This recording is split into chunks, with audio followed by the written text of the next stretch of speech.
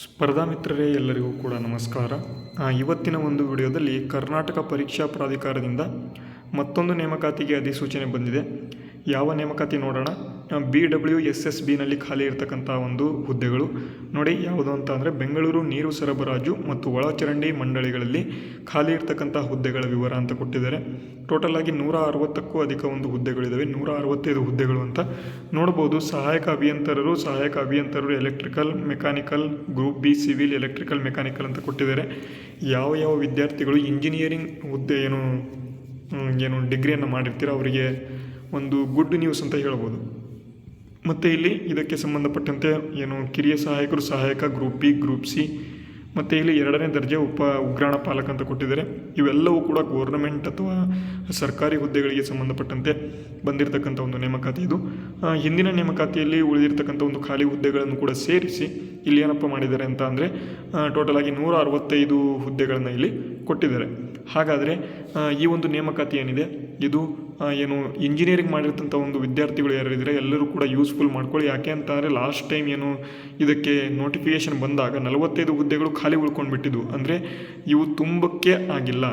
ನೀವು ನೋಡ್ಬೋದು ಕಿರಿಯ ಅಭಿಯಂತರರು ಗ್ರೂಪ್ ಸಿ ಹುದ್ದೆಗಳು ಎಲೆಕ್ಟ್ರಿಕಲ್ನಲ್ಲಿ 1 ಹುದ್ದೆಗಳು ತುಂಬಿಲ್ಲ. ನೆಕ್ಸ್ಟ್ ಇಲ್ಲಿ ಸಹಾಯಕ ಗ್ರೂಪ್ ಸಿ ಕೊಟ್ಟಿದ್ದಾರೆ 3 ಹುದ್ದೆಗಳು ತುಂಬಿಲ್ಲ. ಅದೇ ಇಲ್ಲಿ ಮಾಪನ ಓದುಗ ಅಂತ ಕೊಟ್ಟಿದ್ದಾರೆ 37 ಹುದ್ದೆಗಳು. ನೋಡಿ ಗ್ರೂಪ್ ಸಿ ಮಾಪನ ಓದುಗ ಅಂತ 37 ಹುದ್ದೆಗಳಿದ್ದಾವೆ. ಯಾರ್ಯಾರು ಈ ಒಂದು ಡಿಗ್ರಿಯನ್ನು ಇದರಲ್ಲಿ ಮಾಡಿರ್ತೀರಾ, ಈ ಒಂದು ಎಜುಕೇಷನಲ್ ಕ್ವಾಲಿಫಿಕೇಷನನ್ನು ಹೇಳ್ತೀನಿ, ಅದರಲ್ಲಿ ಯಾರ್ಯಾರು ಮಾಡಿರ್ತೀರಾ ಅವರೆಲ್ಲರೂ ಕೂಡ ಅರ್ಜಿಗಳನ್ನು ತಪ್ಪದೇ ಸಲ್ಲಿಸಿ. ನೀವು ಬರೀ ಅರ್ಜಿಯನ್ನು ಹಾಕಿ ಬರೀ 35 ಅಂಕಗಳನ್ನು ಪಡೆದುಕೊಂಡ್ರೆ ನೀವು ಪಾಸ್ ಆಗ್ತೀರಾ. ಓಕೆನಾ. ಬನ್ನಿ ಈಗ ನೋಡೋಣ ಸಹಾಯಕ ಅಭಿಯಂತರರಿಗೆ ಏನೇನು ಕೊಟ್ಟಿದ್ದಾರೆ. ಎಲ್ಲರಿಗೂ ಕೂಡ ಇಲ್ಲಿ ಸಿವಿಲ್ ಇಂಜಿನಿಯರಿಂಗ್, ಎಲೆಕ್ಟ್ರಿಕಲ್ ಇಂಜಿನಿಯರಿಂಗ್ ಈ ರೀತಿಯಾಗಿ ಬೇರೆ ಇದನ್ನು ಕೊಟ್ಟಿದ್ದಾರೆ. ಆದರೆ ನಾವು ಹಿಂದುಳಿದ ಒಂದು ಅಥವಾ ಹಿಂದಿನ ಒಂದು ನೋಟಿಫಿಕೇಷನಲ್ಲಿ ಏನು ಖಾಲಿ ಇರತಕ್ಕಂಥ ಒಂದು ಹುದ್ದೆಗಳು ಹಾಗೆ ಉಳ್ಕೊಂಡಿದ್ದು ಅವನ್ನು ನೋಡೋಣ. 6ನೇ ಹುದ್ದೆ ನೋಡೋಣ. ಕಿರಿಯ ಅಭಿಯಂತರರು ಅಂತ ಕೊಟ್ಟಿದ್ದಾರೆ. ಏನಪ್ಪ ಮಾಡಬೇಕು ಅಂತ ಅಂದರೆ 3 year diploma in electrical engineering or technology ಕೊಟ್ಟಿದ್ದಾರೆ. ಮತ್ತು ಇಲ್ಲಿ ಇಲ್ಲ ಅಂತ ಅಂದರೆ equivalent shall be computer literate through passing minimum of 6 months duration course ಅಂತ ಕೊಟ್ಟಿದ್ದಾರೆ. ಅಂದರೆ 3 ಇಯರ್ ಡಿಪ್ಲೊಮೊ ಮಾಡಬೇಕು ಎಲೆಕ್ಟ್ರಿಕಲ್ ಇಂಜಿನಿಯರಿಂಗ್ನಲ್ಲಿ, ಮತ್ತು ಇಲ್ಲಿ 6 ತಿಂಗಳು ಏನು ಮಾಡಿರಬೇಕು ಕಂಪ್ಯೂಟರ್ ಕಲ್ತಿರಬೇಕು ಅಂತ ಕೊಟ್ಟಿದ್ದಾರೆ.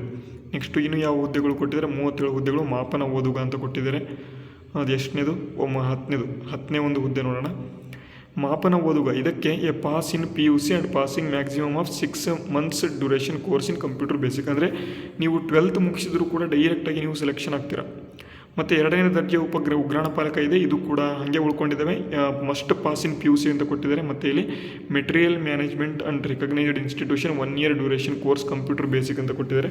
ಕಂಪ್ಯೂಟರ್ನಲ್ಲಿ 1 ವರ್ಷ ಮಿನಿಮಮ್ ಬೇಸಿಕ್ ಪಡ್ಕೊಂಡಿರಬೇಕು ಅಂತ ಇಷ್ಟು ಮಾಹಿತಿಗಳು ಸೂಚನೆಗಳನ್ನು ಕೂಡ ಇಲ್ಲಿ ಕೊಟ್ಟಿದ್ದಾರೆ. ಈ ಒಂದು ಒಟ್ಟು ಟೋಟಲ್ ಆಗಿ 50% ಅಂಕ ಗಳಿಸಿದಲ್ಲಿ ಮಾತ್ರ ಇಲ್ಲಿ ಅರ್ಜಿ ಸಲ್ಲಿಸಲು ಅರ್ಹತೆ ಹೊಂದಿರ್ತಾರೆ ಅಂತ ಕೊಟ್ಟಿದ್ದಾರೆ. ಅಂದರೆ ಅರ್ಹತಾ ಪರೀಕ್ಷೆ ಅಂತ ಅಂದರೆ ನೀವು 12th ಅಥವಾ ಡಿಗ್ರಿ ಇದರಲ್ಲಿ 50%ಗಿಂತ ಹೆಚ್ಚು ಮಾರ್ಕ್ಸನ್ನು ನೀವು ತಗೊಂಡಿದ್ರೆ ಅರ್ಜಿಗಳನ್ನು ಸಲ್ಲಿಸಬಹುದು. ಮತ್ತು ಪಿಂಚಣಿ ಸೌಲಭ್ಯಕ್ಕೆ ಸಂಬಂಧಪಟ್ಟಂತೆ ವಯೋಮಿತಿಗೆ ಸಂಬಂಧಪಟ್ಟಂತೆ ಮಾಹಿತಿಗಳನ್ನು ಕೊಟ್ಟಿದ್ದಾರೆ ನೋಡ್ಬೋದು. ಮತ್ತು ಈ ಒಂದು ಯಾವ್ಯಾವ ಒಂದು ಅಭ್ಯರ್ಥಿಗಳಿಗೆ ಎಷ್ಟೆಷ್ಟು ವರ್ಷದವರೆಗೆ ಅರ್ಜಿಗಳನ್ನು ಸಲ್ಲಿಸಬಹುದು ನೋಡ್ಬೋದು. ಜನರಲ್ ಮೆರಿಟ್ ಅವರು 38 ವರ್ಷ, 2A 2B 3A 3B ಅಭ್ಯರ್ಥಿಗಳಿಗೆ 41, ಪರಿಶಿಷ್ಟ ಜಾತಿ ABC ಪ್ರವರ್ಗಗಳಿಗೆ, ಮತ್ತು ಇಲ್ಲಿ ಪರಿಶಿಷ್ಟ ಪಂಗಡ ಮತ್ತು ಪ್ರವರ್ಗ 1 ಇವೆಲ್ಲವಕ್ಕೂ ಕೂಡ 43 ವರ್ಷ ಇಲ್ಲಿ ಕೊಟ್ಟಿದ್ದಾರೆ. ಮತ್ತು ಮಾಜಿ ಸೈನಿಕ ಬೇರೆ ಹುದ್ದೆಗಳು ಅದರಲ್ಲಿ ಮತ್ತೆ ಇನ್ನು ಎಕ್ಸ್ಟ್ರಾ ಇಲ್ಲಿ 10 ವರ್ಷ ಕೊಟ್ಟಿದ್ದಾರೆ. ಅದನ್ನು ನೋಡ್ಬೋದು. ಆನ್ಲೈನ್ ಮೂಲಕ ಅರ್ಜಿಗಳನ್ನು ಸಲ್ಲಿಸೋದಕ್ಕೆ ಡೇಟ್ಗಳನ್ನು ನೋಡೋದಾದರೆ ಆನ್ಲೈನ್ ಮೂಲಕ ಅರ್ಜಿ ಸಲ್ಲಿಸಲು ಪ್ರಾರಂಭ ಈಗಾಗಲೇ ಆಗಿದೆ. 17ನೇ ತಾರೀಕು ನಾಳೆಯಿಂದ ಆಗುತ್ತೆ. ಕೊನೆಯ ದಿನಾಂಕ ನೋಡ್ಬೋದು 25/11/2025 ಅಂತ. ಶುಲ್ಕ ನೋಡಿ ಇಲ್ಲಿ ಜನರಲ್ ಅಭ್ಯರ್ಥಿಗಳಿಗೆ 750 ಇದೆ, SC ST ಮತ್ತು ಮಾಜಿ ಸೈನಿಕ ಅಭ್ಯರ್ಥಿಗಳಿಗೆ 500 ರೂಪಾಯಿ ಇದೆ. ಮತ್ತು ಇಲ್ಲಿ ಫಿಸಿಕಲಿ ಹ್ಯಾಂಡಿಕ್ಯಾಪ್ಡ್ ಇವರಿಗೆ 250 ರೂಪಾಯಿ ಇರುತ್ತೆ. ಓಕೆನಾ.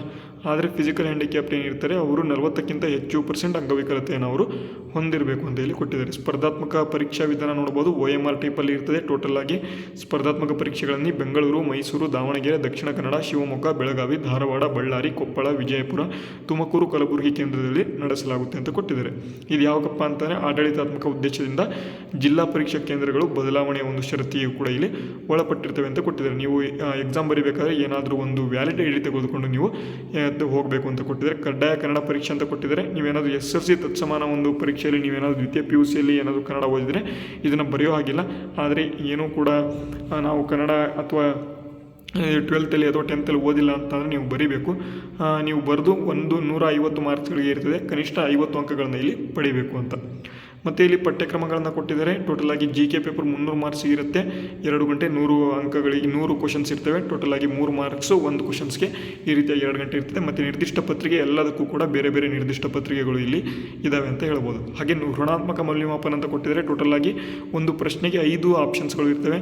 4 ಸರಿಯಾದ ಉತ್ತರ ಇರುತ್ತೆ. ಮತ್ತು ಇಲ್ಲಿ ಒಂದು ಏನಪ್ಪ ಅಂತಾರೆ ಆಪ್ಷನ್ ಕೊಡೋದಿಲ್ಲ, ಡೈರೆಕ್ಟಾಗಿ OMR ಅಲ್ಲಿ ಈ ಆಪ್ಷನ್ ಇರುತ್ತೆ. ನಿಮಗೇನಾದರೂ ಗೊತ್ತಿಲ್ಲ ಅಂತಾರೆ ಅದನ್ನು ಕೂಡ ನೀವು ಶೇಡ್ ಮಾಡಬೇಕು.